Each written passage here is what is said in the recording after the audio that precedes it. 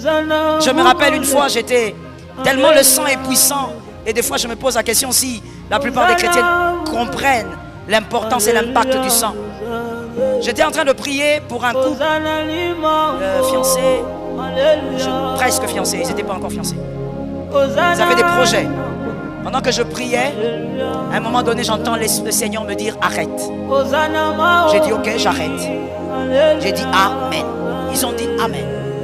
Et j'attendais maintenant que le Seigneur me donne la suite parce qu'il m'a dit arrête. Et pendant ce temps, je disais au monsieur, bon, parlez-moi un peu de ce qui se passe dans votre vie. Pendant qu'il parlait, moi, ma tête était en train d'écouter le Seigneur. J'entendais rien de tout ce qu'il me disait. Il a parlé, il a parlé. Et pendant qu'il parlait, je vois maintenant. Je vois deux petits enfants à gauche et à droite.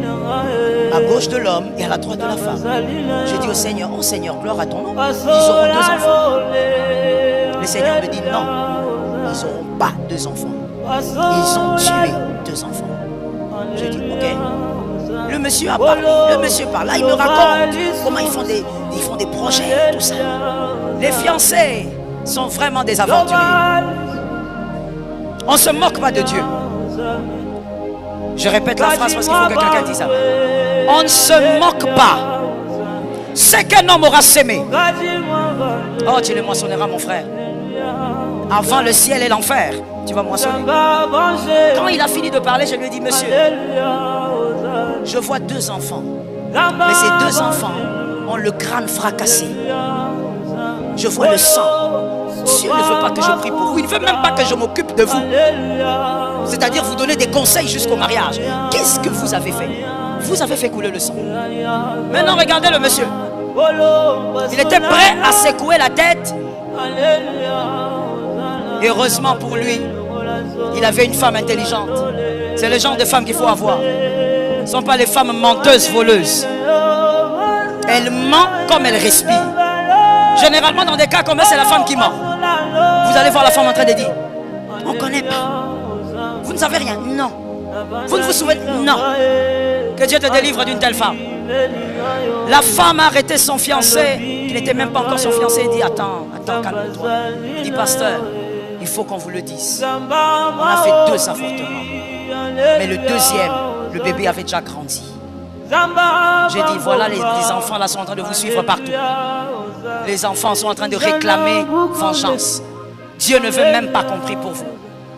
Mon frère, j'ouvre une parenthèse pour dire, le sang réagit au sang. Si tu as déjà fait un avortement, tu dois demander pardon et confesser. C'est un péché qu'on ne demande pas pardon en cachette. Tu confesses d'abord auprès d'un homme de Dieu. Et ensuite, on prie pour toi. Mon frère, si tu as fait avorter une fille, il faut que tu demandes pardon. Tu vas chez un homme de Dieu. Ne va pas chercher Jésus comme un ticket de 2024. Tu attends seulement traverser une bonne année. Va confesser. Qu'on prie pour toi. Sinon, le sang va te poursuivre toujours et ne s'arrêtera pas. La Bible dit c'est sans la crie vengeance devant Dieu. Ma soeur, ces avortements-là, tu les appelles des petites choses qui ont disparu rapidement. C'était juste une pilule, c'est fini, c'est parti. Attention, le sang répond au sang. Tu avais avorté, ma soeur, même si tu es la seule à le savoir. Jésus le sait, la preuve, c'est que ce n'est pas ma prédication, mais Jésus te parle. C'est à toi qu'il s'adresse. Va confesser. Surtout les femmes, elles ont des cœurs durs, très durs. Humilie-toi, va confesser devant un homme de Dieu. Qu'on prie pour toi. Est-ce que quelqu'un m'entend? On ne joue pas avec le sang reste suspendu. Que l'Éternel te donne la victoire.